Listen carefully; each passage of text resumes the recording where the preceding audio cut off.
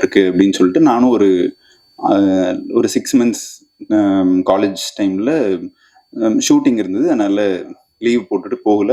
அவங்களும் பையன் வந்து பொழைக்க மாட்டானாட்டிருக்கு அப்படிங்கிற ஒரு ஸ்டேஜில் ஹாஸ்பிட்டல்லாம் இருப்பானாட்டிருக்கு, அதனால இவனுக்கு ப்ராக்சி போட்டாச்சும் பாஸ் பண்ணி விட்டுருவேன். பாஸ் பண்ணது தான் நான் அந்த டிகிரி. ஸோ மதியான கூட்டம் நான் பயங்கரமாக ஆசைப்பட்டு சினிமாவில் இது பண்ணணும் அப்படிங்கிற ஒரு ஆசையில் நான் சினிமாக்குள்ளே ஜெனுவனாகவே வரல. பட் ஆனால் எந்த இடத்துல எங்கே இருந்தோம்னாலும் அதை பண்ணுற விஷயத்தில் 100% உழைப்பு போடணுங்கிற எண்ணமும் ஆர்வமும் எனக்கு இருக்குது.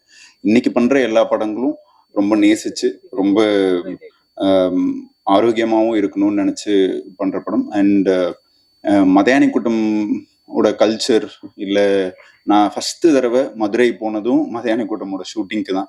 ஸோ மதியான கூட்டம் பொறுத்த வரைக்கும் எனக்கு எல்லாமே புதுசு.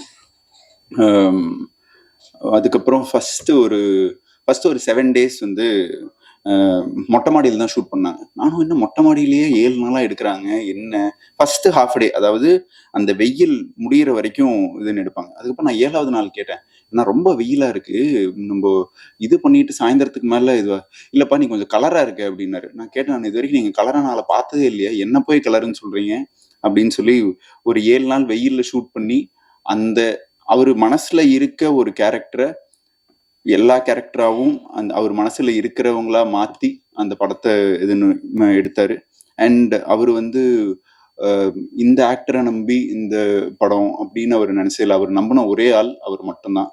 அண்ட் மேம் சொன்ன மாதிரி நாங்கள் எப்படி இருந்தாலும் ஒரு மாசத்துல ஒரு தடவை இதுன்னு பேசுவோம். ஒவ்வொரு தடவையும் ரொம்ப வருத்தப்படுவார். என்னன்னா அவருக்கு அந்த படத்து மேல அந்த படம் என்னவா வந்திருக்கு, அந்த படத்துக்குள்ள இருக்க இன்டெப்தான விஷயங்கள் அவர் என்னென்ன நினைச்சு பண்ணினாரு அப்படிங்கிறது அவர் ரொம்ப ஸ்ட்ராங்காகவும் உறுதியாகவும் நம்பினாரு.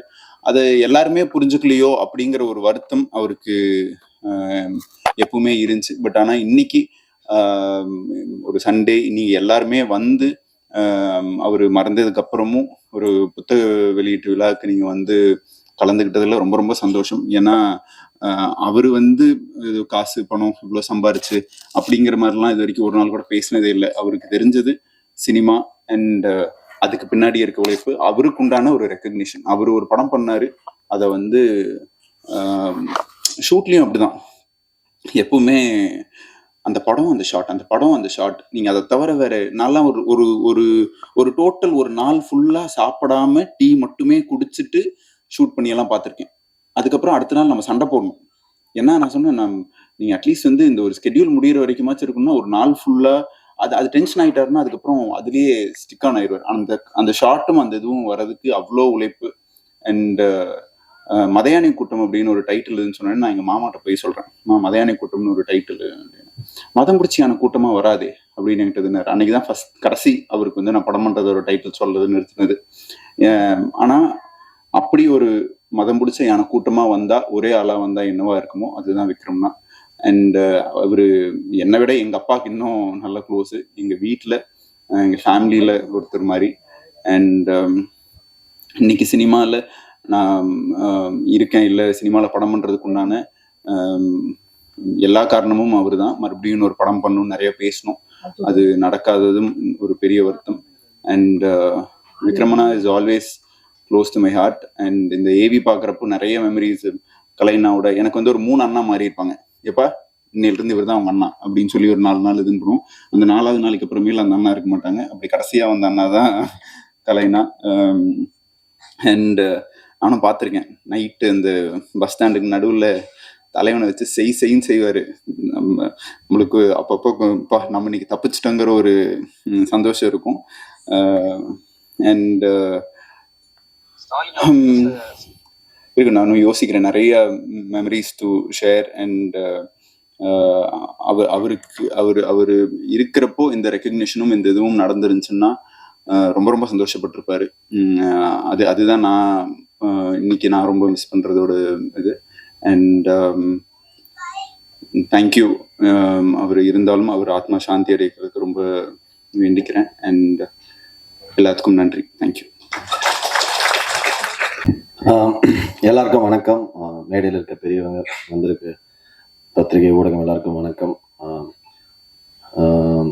எனக்கு எங்கேருந்து ஸ்டார்ட் பண்ணுறதுன்னு தெரியல. மதியான கூட்டம் வந்து என் லைஃப்பில் ஒரு ரொம்ப ரொம்ப ரொம்ப முக்கியமான ஒரு படம். ஃபர்ஸ்ட் கார்த்திக் அண்ணாக்கு ரொம்ப நன்றி இந்த மாதிரி ஆம், ஒரு மீட்டை அரேஞ்ச் பண்ணதுக்கு. ஆம், நிறைய விஷயம் இருக்கு மதியான கூட்டம்ல. வேலராமூர்த்தி சார் சொன்ன மாதிரி அவருக்கு அது முதல் படம். நான் வந்து அதுக்கு முன்னாடி நான் மதியான கூட்டம் உள்ள போனதே ஒரு பெரிய கதை. ஏன்னா விக்ரம் சார் வந்து எவ்வளோ பர்ஃபெக்ஷனிஸ்ட்னு எல்லாருக்கும் தெரியும். நான் வந்து முகமுடின்ற ஒரு படம் முடிச்சுட்டு திரும்ப ஒரு ஆஃபீஸாக போய் ஃபோட்டோ கொடுத்துட்டு இருக்கும்போது யதார்த்தமாக மதியான கூட்டம் ஆஃபீஸ் போய் ஃபோட்டோ கொடுக்குறேன். அப்போ ஆல்ரெடி அந்த சில நபர்கள் அசிஸ்டன்ட் டைரக்டர்ஸ் மட்டும் இங்கே இருந்தாங்க. டைரக்ஷன் டீம்லாம் தேனி போயிட்டாங்கன்னு நினைக்கிறேன். அப்போ ஃபோட்டோ வாங்கிட்டு இப்போ நல்ல கண்டுப்பா இந்த படத்துக்கு ஒரு மாதிரி கேரக்டர் இருந்தது பூலோகராசான்னு. பட் ஆனால் அது ஆள் செலக்ட் பண்ணிட்டோம். நெக்ஸ்ட் ஏதாவது படம் இருந்தால் சொல்கிறோம். சரி ஓகே நான் வந்துட்டேன். அதுக்கப்புறம் இப்போ இந்த முயற்சி பண்ணுற காலங்களில் வந்து நம்ம தாடி வச்சுட்டு ஒரு ஆடிஷன் போவாங்க. போனால் தாடி இல்லைன்னா நீ தான் இப்போ இந்த கேரக்டர் வாங்க சார் உடனே போய் ஷேவ் பண்ணிட்டு வருவோம். செட் ஆகாத அனுப்பிச்சிருவாங்க. திரும்ப போயிட்டு ஒரு கேரக்டர் போனால் தம்பி என்ன இந்த ஃபோட்டோ தாடி இருக்கு இப்போ நீ தாடி இல்லைன்னா இல்லை எடுத்துட்டேன் சார் நான் தாடி இருந்தால் நீ தான் நடிச்சிருப்ப அப்படின்வாங்க. ஸோ அந்த மாதிரி இருக்கும்போது ஒரு கதையில வந்து நான் திடீர்னு ஷேவ் பண்ணணும்னா நிறைய தாடி வச்சிருந்தேன். அப்போ வந்து இந்த மதியான கூட்டம் முடிச்சுட்டு வந்தோடனே நீ தாடி இருக்கும் போது மட்டும் எங்களுக்கு வார்த்தை கேளுப்பான்னு சொல்லி அமைச்சிருந்தாங்க. சரின்ட்டு நான் பைக்ல போயிட்டு இருக்கேன். ஒரு ஆஃபீஸ்ல போனா நீங்க ஷேவ் பண்ணணும்பா உடனே ஒரு லுக் டெஸ்ட் பண்ணணும் அப்படின்னா வேற ஒரு படத்துக்கு. அப்போ உடனே நான் ஃபோன் பண்ணி சக்தி அண்ணா அப்புறம் விருமாண்டி அண்ணா 2 பேர்கிட்ட தான் நான் பேசுவேன். தொடர்ந்து டச்ல இருந்தானே என்னன்னா அந்த ரோல் இருக்குமானே அப்படின்னு. அப்போ பேசும்போது சொன்னாரு கலை அநேகமா நீங்க தாடி எடுத்துருங்க தேவைப்படாது நம்ம அடுத்த படம் பார்த்துக்கலாம்னு சொல்லி அனுப்பிச்சிட்டாங்க. சரி நான் ஓகேனான்னு சொல்லிட்டு நான் போயிட்டு இருக்கேன் தாடி எடுக்கிறது. உடனே திரும்ப கால் வந்தது. நான் பைக்ல இறங்கிட்டு ஃபோன் எடுத்து பார்த்தா 4-5 மிஸ் கால் வந்து சொல்லுங்க அப்படின்னா தாடி எடுத்துட்டீங்களா? இல்ல இல்லண்ணா எடுத்துடாதீங்க உடனே கிளம்பி வாங்கினா தோணும் ஒரு 10 நிமிஷம் ஆஃபீஸில் இல்ல தேனி கிளம்பி வாங்க அப்படின்னாங்க. இல்லை எதுக்குண்ணா இல்லை நீங்க வாங்க நாங்கள் சொல்றோம். அப்புறம் நைட்டா நான் தேனிக்கு போனேன். ஸோ தப்பு நான் ஜென்ரலாக நான் போயிட்டு டீ குடிக்கிற அந்த கடையில் போயிட்டு அந்த சேட்டா கிட்ட காசை வாங்கிட்டு தான் போனேன் பஸ்ஸுக்கு. போய் அங்கே இறங்கினேன். நான் என் கேரக்டருக்காக ஆல்ரெடி நடிக்க வந்து ஒருத்தர் அன்னைக்கு ஊருக்கு கிளம்புறாரு. ஸோ அந்த கேரக்டர் நடிக்கிறதுக்கு அவ்வளோ வந்து ஒரு தேடுதல் இருந்துட்டே இருந்திருக்கு. நிறைய பேர் வந்துட்டு போயிருக்காங்க. ஏதோ சூழ்நிலையால ஒரு நடிக்க இருந்தவர் வந்து நடிக்க முடியாமல் போச்சு. அப்போ இந்த கேரக்டருக்காக யாரெல்லாம் ஆடிஷன் பண்ணோம் அப்படின்ட்டு ஒருத்தராக பார்க்கும்போது அதுல நான் அன்னைக்கு போய் நான் வந்து 5வது 6வது அளவுன்னு நினைக்கிறேன் போனேன் இறங்கினேன். அப்புறம் விக்ரம் சார் வந்தாரு. விக்ரம் சார் பார்க்குற பார்வையே கொஞ்சம் பயமா இருக்கும். நான் எனக்கு தெரிஞ்சு அது மதியான கூட்டங்கள் அதிகமாக திட்டுவாங்கிறது நானாக தான் இருப்பேன். ஏன்னா பர்ஃபார்மன்ஸ்க்காக டேக் போகிறத விட அந்த ஸ்லாங்காக எப்பப்பா பூலோகராசா மெட்ராஸுக்கு போனாரு அப்படின்வாரு. அந்த மாதிரி நிறைய ஸ்லாங்காக டேக் போயிட்டே இருக்கும். அதே மாதிரி பூலோகராசா தான் நான் சக்தியான கிட்ட சொல்லிட்டு இருந்தேன். பூலோகராசான்னு சொன்னாலே நான் பதட்டமாவேன் அந்த படத்துல. பட் ஆனா எனக்கு ஒரு ஆக்டரா என்னை மோல் பண்ணது எனக்கு மதியான கூட்டம் ரொம்ப ரொம்ப முக்கியமான ஒரு படம். ஏன்னா வந்து நான் உண்மையாவே சென்னையை விட்டு வெளில போனதே கிடையாது. நான் வந்து ஃபுல் அண்ட் ஃபுல் ப்ராப்பர் சென்னையிலேயே வளர்ந்த பையன். பிறந்து வளர்ந்தது அப்பா திருவெற்றியூர் அம்மா மீஞ்சூர். ஸோ இங்கே இருந்து அப்பதான் நான் ஃபர்ஸ்ட் டைம் ஒரு ஊரை விட்டு வெளில போயிட்டு இந்த மாதிரி அப்போ முன்னாடி சின்ன சின்ன கேரக்டர்ஸ்க்கு அர்ஜுன் காதன் ஒரு படத்துக்கு மதுரை போயிட்டு ஒரு 10 நாள் அந்த மாதிரி போயிட்டு வந்து ஒரு ரொம்ப நாள் போய் நான் வெளியூர்ல தங்கின படமே மதியான கூட்டம் தான். ஒரே வீட்டில் வேற தங்கியிருந்தப்ப கதிர் எல்லாருமே நாங்கள் வந்து ஒரு வீடு எடுத்து தனியார் ஒரு 15-16 பேர் தங்கியிருப்போம். ஸோ எனக்கு எல்லாமே புதுசா இருந்தது. அந்த கல்ச்சர் அந்த கேரக்டர் அந்த லைஃப். நாங்க விஜயகுமார்லாம் ஒருத்தருப்பான் கூட பைக்ல போயிட்டே இருப்பேன்.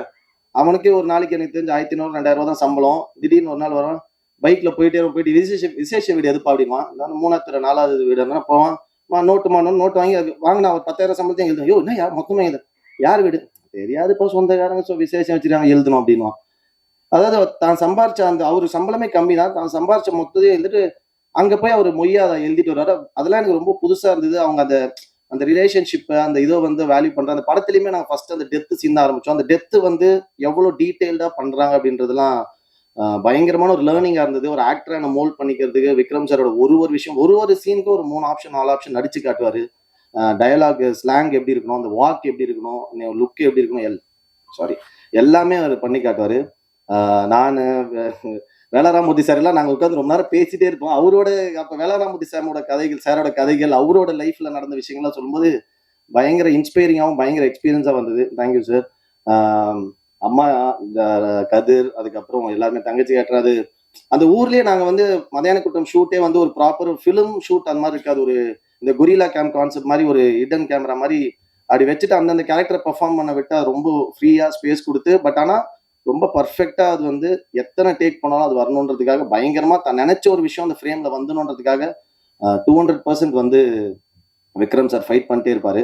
அதுல எனக்கு தெரிஞ்சு ரொம்ப சந்தோஷமான விஷயம், நான் மதியான கூட்டம்னு ஒரு சின்ன பார்ட்டா இருந்தேன்றது. சக்தி அண்ணன், இளவரசன் அண்ணன், என்ன விருமாண்டி அண்ணன், இந்த மாதிரி அந்த ஒரு படமே எனக்கு ஒரு பெரிய சினிமால, ஏன்னா நம்ம ஒரு சின்ன ஸ்பேஸ் கிடைக்குமா, ஒரு டயலாக் பேசிட முடியுமான்னு சுத்திட்டு இருந்த காலத்துல நமக்கு அந்த மாதிரி ஒரு கேரக்டர் அமைஞ்சது வந்து ரொம்ப சூப்பரான விஷயம்.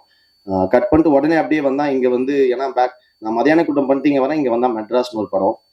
அப்படியே மெட்ராஸ் ஸ்லாங், நான் மதியான கூட்டம் லுக்ல தான் மெட்ராஸ் லுக் டெஸ்டே பண்ணேன், மொட்டை அடிச்சுட்டு. ஸோ அப்போ முடிஞ்சோடனே மெட்ராஸ் முடிச்சு. ஸோ இந்த மாதிரி ஒரு மதுரை, ஒரு தேனி மாவட்டத்திலேருந்து அந்த மாதிரி ஒரு கல்ச்சரில் வந்த ஒரு படமும், மெட்ராஸ் மாதிரி வந்த படமும் உடனே எனக்கு ஒரு நல்ல பேர் கொடுத்தது, ரெண்டு படமும். ஸோ அதனால லைஃப்ல நான் விக்ரம் சாருக்கு வந்து நான் இந்த சினிமாவில் இருக்கிற வரையும், உயிரோட இருக்கிற வரையும் அந்த நன்றி எனக்கு இருக்கும். Thank you Vikram sir. கண்டிப்பா நிறைய எக்ஸ்பீரியன்ஸ் இருக்கு மதியான கூட்டம்ல, இன்னும் வரவங்க நிறைய சொல்லுவாங்க. எப்பவுமே ஒரு சினிமான்றது வந்து எத்தனை வருஷம் ஆனாலும் அதை கண்டிப்பா அது இருக்கும், அந்த படைப்பு வந்து என்னைக்குமே அழியாது. ஸோ அதுக்கு ஒரு எக்ஸாம்பிள் தான் இது. இப்போ விக்ரம் சார் நம்மளோட இல்லைனாலுமே மதியான கூட்டம்ன்ற படம் இன்னும் ஒரு 100-200 வருஷம் ஆனாலும் இங்கே ஒரு ஒரு லைப்ரரி மாதிரி அந்த படம் நியூ ஃபிலிம் மேக்கர்ஸ்க்கு ஒரு எப்படி ஒரு ஸ்டோரி டெல்லிங் வந்து எவ்வளோ இன்ட்ரெஸ்டிங்காக பண்ணும், ஒரு ஸ்க்ரீன் பிளே, ஒரு டெத்தில் ஒரு படம் ஆரம்பிச்சு ஒரு பல ஸ்க்ரீன் பிளே பல இடங்கள் போட்டு திரும்ப அந்த டெத்லேயே அந்த இன்ட்ரோல் பிளாக் வரும், அதெல்லாம் பயங்கர ஃபேசினேட்டிங்காக இருக்கும். ஸோ தேங்க்யூ எவ்ரி ஒன், ரொம்ப சந்தோஷம், நன்றி. அம்முவா தங்கையா இந்த கதாபாத்திரமா வாழ்ந்த வினிதா அவர்கள் ஒரு சில வார்த்தைகள்.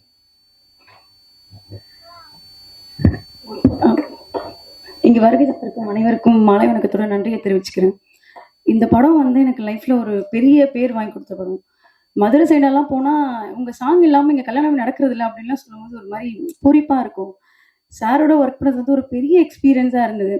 சார் ஒரு பேட்டியில சொல்லியிருந்தாங்க, இந்த படத்துல வந்து எனக்கு ஒரு சோப்படவா கூட கிடைக்கல அப்படின்னு ரொம்ப ஆதங்கமா சொல்லியிருந்தாரு. ஆனா இன்னைக்கு இந்த புத்தகம் மூலியமா இனிமே வரக்கூடிய கலைஞர்களுக்கு எல்லாருக்கும் ஒரு அடித்தளம் போட்டு போயிருக்காரு அப்படின்னு நினைக்கும் போது ரொம்ப ரொம்ப ரொம்ப பெருமையாவும் சந்தோஷமாவும் இருக்கு. கண்டிப்பா சாரோட ஆத்மா வந்து சாந்தி அடையும். எங்க எங்க படத்தோட பாடல்ல ஒரு லைன் வரும், மதியான கூட்டத்துக்கு மரியாதை செலுத்துகிறோம். உண்மையாவே இந்த மதியான கூட்டத்துக்கு மரியாதை செலுத்துறதுக்காக இவ்வளோ பேர் வந்தது நினைக்கும் ரொம்ப சந்தோஷமா இருக்கு. அம்மா நாங்கெல்லாம் இருக்கோம், நீங்க ஒன்றும் கவலைப்படாதீங்க.